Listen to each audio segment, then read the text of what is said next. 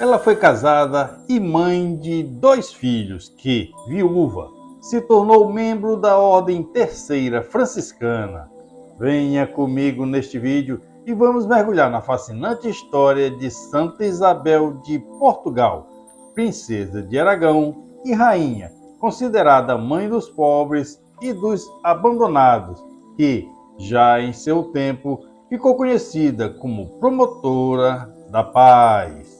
Eu me chamo João Pereira Júnior e seja muito bem-vindo ao canal JP Júnior. E já peço a você que deixe seu like, seu comentário, inscreva-se no canal e ative o sino das notificações. Antes de mais nada, vamos esclarecer. A Isabel que hoje homenageamos é frequentemente confundida nas hagiografias de santos com outra mulher de mesmo nome, uma parente sua, que viveu pouco tempo antes dela, Isabel da Hungria, cuja festa é celebrada em 17 de novembro. Parte dessa confusão vem de uma história bastante conhecida, atribuída a Isabel de Portugal. Diz-se que, apesar da ordem do rei para que não retirasse mantimentos da despensa real, a fim de alimentar os necessitados, ela teria desobedecido diversas vezes, escondendo comida em seu manto e saindo discretamente para entregar aos pobres. Certa ocasião, porém, o rei desconfiou e decidiu vigiá-la. Ao flagrá-la, segurou-a com força pelo braço e quis saber o que levava escondido no avental. Ela afirmou tratar-se apenas de rosas, que usaria para enfeitar o altar da capela do palácio. O rei, desconfiado, pois havia visto o que ela carregava e sabia que naquela época do ano, em pleno janeiro, não floresciam rosas em seus jardins, ameaçou-a severamente e exigiu que ela mostrasse as flores. Para seu espanto, ao abrir o avental, rosas de diversas cores e tamanhos caíram no chão, pois Deus, desejando proteger a bondosa rainha de mais sofrimentos, além dos que já enfrentava, havia transformado em rosas os alimentos que ela realmente carregava. Esta lenda, com uma ou outra diferença, é praticamente a mesma que é contada na vida de outras santas e beatas medievais e, como dissemos, pelo menos no caso de Isabel de Portugal, estamos bastante convencidos de que se trata somente de uma confusão com Isabel de Hungria. Esta sim, que sofria da parte do marido diversas restrições. Seja como for, tanto Isabel de Portugal quanto Isabel da Hungria foram muitas vezes representadas pelos artistas com seus aventais cheios de rosas, em referência à lenda que contamos, sugerindo ainda mais confusão entre os fiéis. Filha de Pedro III, rei de Aragão, Isabel nasceu no dia 4 de janeiro de 1271. Alguns autores apontam 1270 como sendo o verdadeiro ano de seu nascimento. Ela descendia de uma dinastia muito poderosa e rica, podendo contar grandes nomes na sua árvore genealógica, dentre os quais Afonso III, seu irmão, que foi conde de Barcelona, rei de Aragão, de Valência e de Maiorca, e Frederico II, seu bisavô, que foi sacro imperador romano germânico, rei da Itália, da Sicília e de Jerusalém. Para além do mais, da parte do pai, ela descendia também, como dissemos, de Isabel da Hungria e da Tiríndia, sua tia-avó, que viveu no século XIII e foi canonizada apenas 4 anos depois de sua morte, em 1235. Sua mãe foi Constança de Hohenstaufen, princesa da Sicília e rainha consorte de Aragão, também ela declarada beata pela Santa Igreja e que, inclusive, por suas virtudes, foi chamada por Dante Alighieri como a piedosa Constança em sua obra Purgatório. A vida de Isabel, hoje comemorada, não foi muito diferente da vida de sua santa tia-avó, pois, como era costume na tradição das famílias reais, ela foi dada em casamento quando era ainda apenas uma criança, contando apenas na época somente seus 11 anos de idade. Ela desposou Diniz, o jovem rei português, então com apenas 17 anos. Rapaz de muitos vícios, libertino, blasfemo, amante das artes e dos espetáculos, ele foi causa de muitos sofrimentos na vida de sua esposa menina, pela qual não demonstrava qualquer respeito, chegando a manter inclusive diversas amantes, pois seu casamento ele entendia como mera conveniência política, nada tendo a ver com amor ou fidelidade. De sua virtuosa mãe Constança, no entanto, Isabel havia aprendido a paciência e a resiliência e suportou com uma heroicidade cada vez mais rara nesse mundo todas as afrontas e humilhações do marido, não se permitindo corromper com a deslealdade dele. Muito pelo contrário, quanto mais sofria, mais Isabel se dedicava a rezar por ele, convencida de que ele precisava mais de Deus do que ela, como um doente do tratamento médico, conforme está em Marcos, no capítulo 2, versículo 17. Ela, portanto, apesar dos sofrimentos, mantinha-se sempre serena, persuadida de que um dia Deus ouviria suas preces. Em seu modo de ser e de se comportar, Isabel era extremamente modesta e simples, e mesmo quando tinha de ser cingida da coroa de riquíssimos ornamentos e dos mais finos vestidos, não se permitia envaidecer por isso, surpreendendo a todos pelo modo gentil, caridoso e dedicado com que tratava os que dela se aproximavam, mesmo os mais pobres do reino. O caso é que ela, tendo sido educada desde a infância nos princípios da fé cristã, não nutria em seu coração desejo mais ardente do que conquistar para si as coisas do alto, os bens celestiais, que jamais se deterioram com o tempo, conforme está em Mateus, no capítulo 6, versículos 20 e 21, e em Lucas, no capítulo 12, versículo 33 e 34. Havia aprendido, ademais, que o poder sobre os demais homens é um dom de Deus, conforme está no livro de Sabedoria, no capítulo 6, versículo 3, em João, no capítulo 19, versículo 11, e na carta aos Romanos, no capítulo 13, versículo 1, para a punição dos malfeitores e para o louvor dos que fazem o bem, conforme está em 1 Pedro, no capítulo 2, versículos 13 ao 15. Isabel não desejava, na verdade, as riquezas do trono, tendo dito que preferia 1000 vezes ter sido pobre que princesa, não tendo, no entanto, como escapar das honras da coroa. Ela declarou: a cruz e os espinhos do meu Senhor serão o meu cetro e a minha coroa.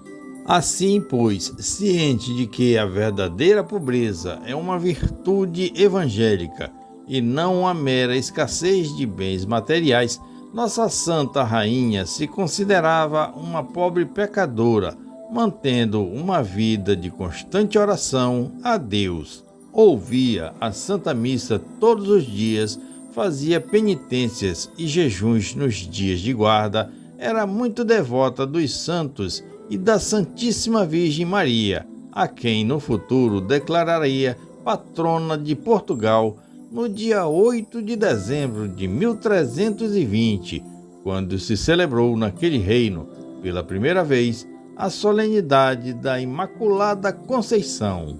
De seu casamento com o rei Diniz, que gerou com suas amantes outros filhos ilegítimos, Isabel concebeu 2 crianças, Constança, a primogênita, nascida em 1290, que recebeu no batismo o nome da avó materna e que veio a se tornar rainha consorte de Castela e Leão, e Afonso IV, nascido em 1291, que pela lei estava destinado a suceder o pai no trono de Portugal. Diniz, porém, amava muito mais um de seus filhos bastardos, Afonso Sanches, que havia nascido em 1289, ao qual teria transmitido toda a sua autoridade se pudesse.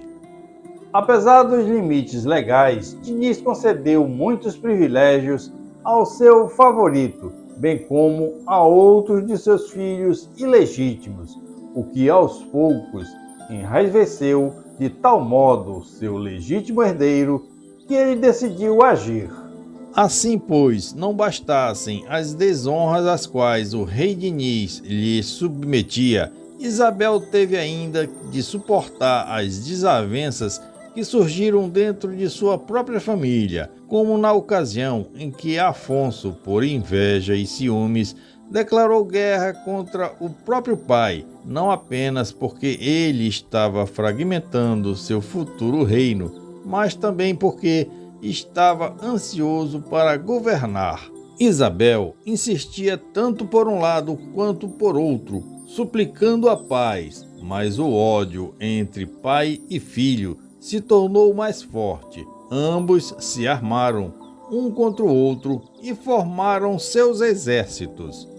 Eis que, no momento crucial daquela que seria conhecida como a Batalha de Alvalade, em 1323, surgiu a caridosa rainha montada em uma mula. Ela se pôs diante dos dois exércitos e, voltando-se para o filho, ela disse: Como te atreves a proceder deste modo? Pesa-te tanto assim a obediência que deves a teu pai e senhor? Que podes tu esperar do povo no dia em que te caiba governar o reino, se estás a legitimar a traição com este mau exemplo? Enfim, se de nada te servem os meus conselhos e carinho de mãe, teme ao menos a ira de Deus, que justamente castiga os escândalos. Afonso, muito envergonhado, não resistiu aos argumentos e às lágrimas da mãe, pediu perdão a ela por seus atos e restabeleceu a paz com o pai. Anos antes, outra contenda havia ameaçado desestabilizar todo o reino de Portugal, um conflito que, com certeza, não fosse a intervenção de Isabel, resultaria na morte de inúmeros inocentes e ainda mais na divisão da família. Portugal e Castela estavam em guerra pela demarcação de seus territórios. Como Fernando IV de Castela era ainda criança naquele tempo, ano de 1297, o reino era regido por sua mãe, Maria Molina. Isabel contatou a mulher e solicitou uma audiência com ela. Depois de 3 dias de conferências entre as duas, Maria decidiu ceder aos interesses de Diniz e com ele firmou o Tratado de Alcânices, que estabeleceu uma das fronteiras mais antigas da Europa. Fernando recebeu a promessa da mão de Constança, filha de Isabel, com quem se casou em 1302. Depois ainda, quando Afonso IV, já na condição de rei português, declarou guerra contra seu sobrinho e genro Afonso XI de Castela, acusado de maltratar Dona Maria e sua esposa, Isabel agiu como postuladora da paz. A rainha-mãe, com a capacidade diplomática de poucos, interveio novamente na guerra declarada entre os dois Afonsos e conseguiu, sob a invocação do nome de Jesus, que a paz entre eles fosse restaurada. A paz, na verdade, foi oficialmente assinada 3 anos depois da morte de Isabel, mas com certeza baseada nas suas súplicas. Muitas outras situações parecidas com estas Isabel teve de suportar, pois as disputas internas por riquezas, heranças e poderes exerciam especialmente sobre os homens da família um fascínio que os cegava, resultando em desgastes emocionais e profunda tristeza, ainda mais porque, por mais que se esforçasse, ela não dava conta de tudo, muito acima das próprias capacidades. Porém, Isabel confiava em Deus e tudo depositava em suas mãos por meio das orações e sacrifícios. A paz que os familiares nem sempre lhe proporcionavam, Isabel encontrava na prática da caridade. Além de socorrer os mais pobres com comida e donativos, ela fundou um hospital em Coimbra, uma casa de acolhida para crianças abandonadas, uma outra para mulheres pobres em Torres Novas.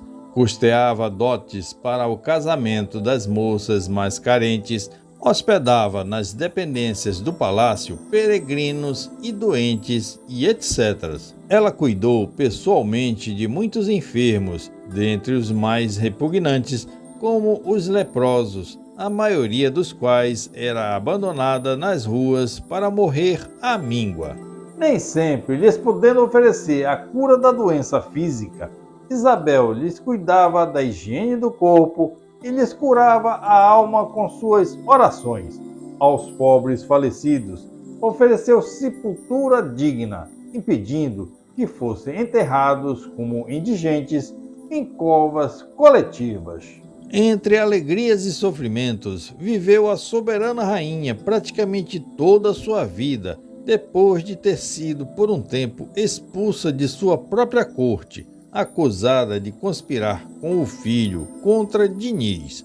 Isabel se dedicou ainda mais a apacentar a alma atormentada de seu esposo, que, uma vez doente, foi cuidado por ela em seus últimos momentos. Depois de declarar-se arrependido de sua má conduta e das suas desconfianças, Diniz faleceu em Santarém no dia 6 de janeiro de 1325, quando Isabel já contava seus 54 anos de idade.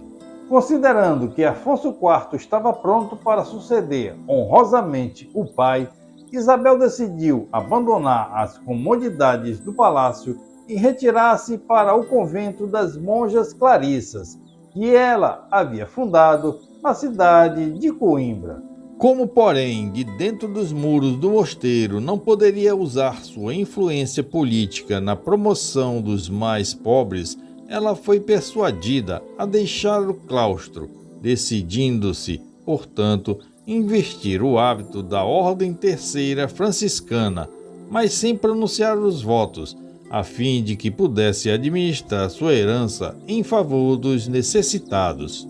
Em Estremoz, numa casa bastante modesta, trajando um hábito grosseiro e mal costurado, Isabel viveu seus últimos 11 anos de vida.